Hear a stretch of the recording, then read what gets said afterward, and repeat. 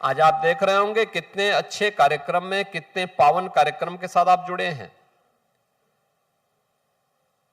एक पेड़ मां के नाम, इस कार्यक्रम का हमने शुभारंभ किया। प्रदेश में आर्द्र भूमि के रूप में 100 ऐसे स्थल चिन्हित किए गए। देश में रामसर साइट के रूप में 100वां और उत्तर प्रदेश का 13वां रामसर साइट आज यहां पे हम लोगों ने लॉन्च किया है। यूपी कैंप स्कीम के अंतर्गत क्लीन एयर की जो हमारी वर्ल्ड बैंक के साथ चलने वाले कार्यक्रम हैं, इसको भी आज हम लोगों ने एमओयू करते हुए इसको आगे बढ़ाने का काम किया है। यानी अनेक कार्यक्रमों को एक साथ हम आगे बढ़ा रहे हैं और इसीलिए प्रधानमंत्री जी ने हर भारतवासी से अपील की है कि वृक्षारोपण महाअभियान के दौरान हम जननी और जन्मभूमि के प्रति पर्यावरण की चुनौती का सामना करने के लिए और इन चुनौतियों में हम भी प्रकृति के साथ खड़े हैं, इस दृष्टि से उन्होंने एक पेड़ मां के नाम इस बृहद अभियान को देशवासियों को 3 वर्ष पहले इसके लिए आह्वान किया था। और मुझे प्रसन्नता है कि आदरणीय प्रधानमंत्री जी की प्रेरणा से आज प्रदेश में हम लोगों ने पिछले 9 वर्ष से अधिक समय पे जो वृक्षारोपण के बृहद कार्यक्रम को आगे बढ़ाया। मुझे याद है पहले वर्ष 2017 में मार्च में सरकार बनी, हम लोगों को वृक्षारोपण के कार्यक्रम को करना था। बामुश्किल 5 लाख पेड़ हमें मिल पाए थे वन विभाग की नर्सरी में। आज वही वन विभाग अपनी नर्सरियों में 50 करोड़ नर्सरी तैयार करता है। आज हमारे पास लगभग 55 करोड़ यानी गवर्नमेंट की भी और प्राइवेट नर्सरियों में भी इतने पेड़ लगाने के लिए नर्सरी मौजूद है। हम लोगों ने लगातार इस संख्या को बढ़ाया है। आज हम 5 करोड़ वृक्षारोपण के कार्यक्रम को प्रदेश भर में लगा रहे हैं, एक पेड़ मां के नाम इस अभियान के साथ। और यह अभियान आगे बढ़ेगा। वन महोत्सव के अवसर पर जब थोड़ा बरसात हो जाएगी तो जुलाई मास में अगले महीने ही एक दिन में बड़ा अभियान चलेगा जिसमें 35 करोड़ वृक्षारोपण का कार्यक्रम, महाअभियान का कार्यक्रम एक पेड़ मां के नाम प्रदेश का हर नागरिक लगाएगा, हर व्यक्ति के नाम पर लगेगा जो अपनी मां के नाम पर एक पेड़ लगाएगा। और प्रकृति इस धरती माता के प्रति भी अपने कर्तव्यों का निर्वहन उसके माध्यम से करेगा। और इसीलिए इन कार्यक्रमों को आगे बढ़ाने के लिए हम लोगों ने इस अभियान को लगातार एक नई गति दी है और उसी गति को आगे बढ़ाने की दिशा से आज हम सब आपके सामने हैं। जो चैलेंज हमारे सामने है, जिसके बारे में यहां पर कहा गया, ग्लोबल वार्मिंग है, वायु प्रदूषण है, बायोडायवर्सिटी का क्षरण है और जल संकट, ये अपने आप में एक चैलेंज है। इन सब के लिए इसके कारण क्या हो रहा है? पर्यावरण में ग्रीन हाउस गैसेज,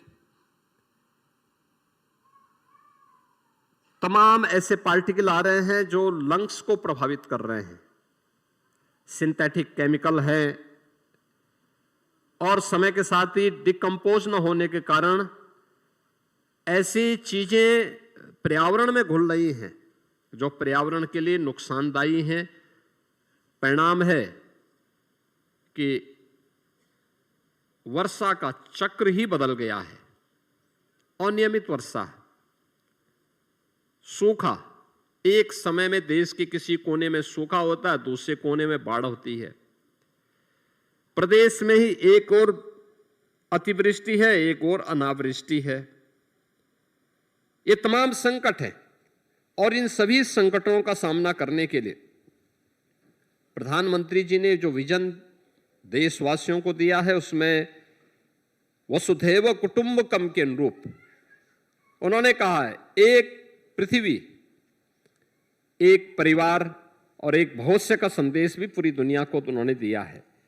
और इस अभियान के तहत हम लोग यह एक बड़े कार्यक्रम को लेकर के आगे बढ़े हैं। मैं आज के इस अवसर पर आप सबसे कहूंगा, हमने यहां पे जो वेटलैंड स्कीम के अंतर्गत यूपी ने अकेले यूपी में 100 ऐसी साइट चिन्हित की। मेरा मानना है यूपी जल संसाधन की दृष्टि से देश के समृद्धतम राज्यों में से एक है। ऐसी अनेक साइट हमारे पास मौजूद है, हमें उसको चिन्हित करना होगा, अवैध कब्जे से इसको मुक्त करना होगा। याद रखना, प्रकृति के लिए मनुष्य को ही जीवित नहीं रहना है, जीव सृष्टि को ही नहीं रहना है, जंतु सृष्टि को भी रखना है।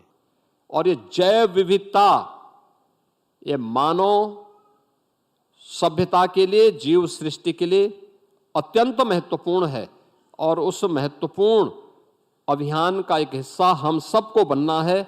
और उसके लिए यह कार्यक्रम, आज अनेक प्रकार के जो कार्यक्रम आज यहाँ पर लॉन्च किए गए हैं, जिसमें हम लोगों ने एक पेड़ मां के नाम के महाअभियान का भी अभियान को शुभारंभ किया। यूपी कैंप से जुड़े हुए उस कार्यक्रम को भी यहाँ पर एमओयू को आगे बढ़ाने के साथ उसका लोगो, उसकी वेबसाइट, इन सब को भी यहाँ पे हम लोगों ने आगे बढ़ाया है। उत्तर प्रदेश में 100 वेटलैंड, इसमें हम लोगों ने उसकी अधिसूचना की घोषणा की है और वेटलैंड पोर्टल को भी लॉन्च किया है। उत्तर प्रदेश पर्यावरण प्रदूषण, जो हमारा पर्यावरण जो प्रदूषण नियंत्रण बोर्ड है, उसने यूपी अपने बोर्ड का मैस्कट का भी अनावरण किया है। और प्रदेश के अंदर रामसर स्थलों के को लेकर के जो अभियान प्रारंभ किया था, याद करिए आज से 9 वर्ष पहले केवल एक रामसर साइट थी, आज हमारे पास 13 ऐसे साइट उपलब्ध हो चुकी है। और ये साइट जो देश के अंदर जिन्होंने इमरजेंसी के खिलाफ शंखनाद किया था, महान स्वतंत्रता संग्राम सेनानी श्री जयप्रकाश जी के पावन जन्मभूमि से जुड़ी हुई जनपद बलिया के अंदर सुरहा ताल, ये 13वां रामसर साइट के रूप में चिन्हित हुआ है। अनेक ऐसे स्थल हैं जो हम सबके सामने हैं, जिनको हम आगे बढ़ा सकते हैं और ये सभी कार्यक्रम अच्छे ढंग से आगे बढ़ सकते हैं। अभी मुझे पिछले दिनों गोरखपुर में एक कार्यक्रम के साथ जुड़ने का अवसर प्राप्त हुआ था। वहां पे एक चिलवा ताल है, ऐसे पड़ा हुआ था।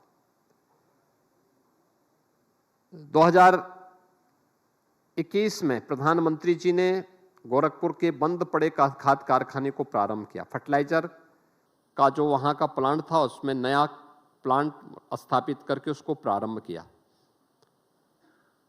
अब उस प्लांट को प्रारंभ करने के लिए जल की आपूर्ति कहां से होगी?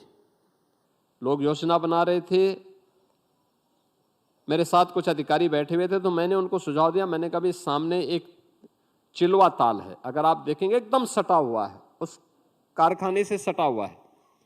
मैंने कहा अगर आप इसको थोड़ा देखेंगे और इसका संरक्षण कर लेंगे तो आपको अच्छा वाटर यहां मिल सकता है।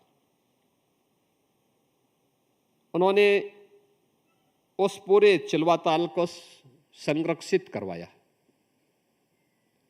उसमें काश्तकारों की लैंड भी थी।